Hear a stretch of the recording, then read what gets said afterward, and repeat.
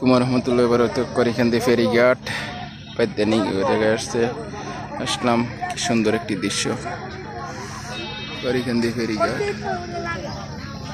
এই যে বেলা ডুবে যাবে, করিখান্দি ফেরিঘাট আছি আমরা একদম মেঘনা নদীর সাথে। বা ফেরিঘাট এরা সবাই পাকশাক করতেছে। দুয়ারছি এত সুন্দর ঘর দুয়ারছি আমরা থাকতে পারি না, আর এরা এই ছোট ছোট কাইম দিয়ে ইয়ে করে এরপর থাকে।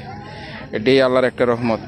আর আমরা করে টিন আছে, কার আছে, এরপর গরমের তাপমাত্রা সহ্য হয় না। কিন্তু এর আবার একটা লিগে ঘর ছোট হইলো, প্রতিটি ঘরে ঘরে সোলার আছে, সৌর বিদ্যুৎ আছে, ফ্যান আছে।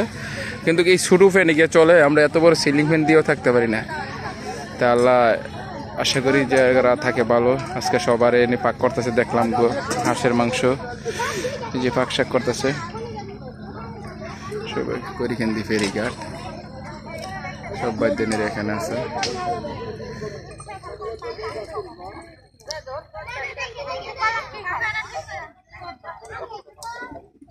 ভিডিও যদি ভালো লাগে অবশ্যই লাইক এবং কমেন্ট করবেন। আর করিখান্দি ফেরিঘাট বাদ্যানি বর আসছে এখানে, তার জন্য দোয়া করবেন। ভালো থাকবেন এগুলো রাখলাম।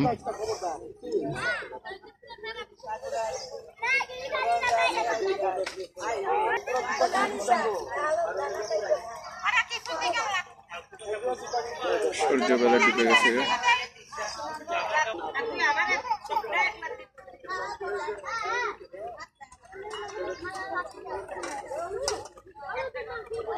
দৃশ্যটা একবার দেখার মতন, মনে পড়ে ছোট ছোট বাচ্চা পোলা মান্ডিয়া কিভাবে থাকে ভাইয়েরা এখানে।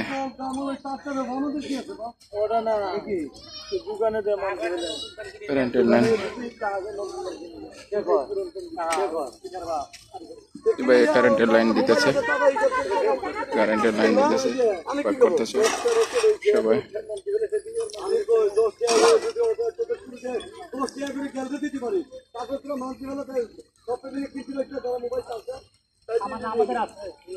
কি ছোট ছোট ঘর, আমরা এত ঘর সুন্দর ঘর থাকতে পারি না, তাপমাত্রা রাইতে ঘুমাইতে না। আল্লাহ পাকে এবার চাই সালামত রাখে, এই জন্য দোয়া করবেন। ভালো থাকবেন। ভিডিও এখানে রাখলাম। আল্লাহ হাফেজ। আসসালামু আলাইকুম রহমতুল্লাহ।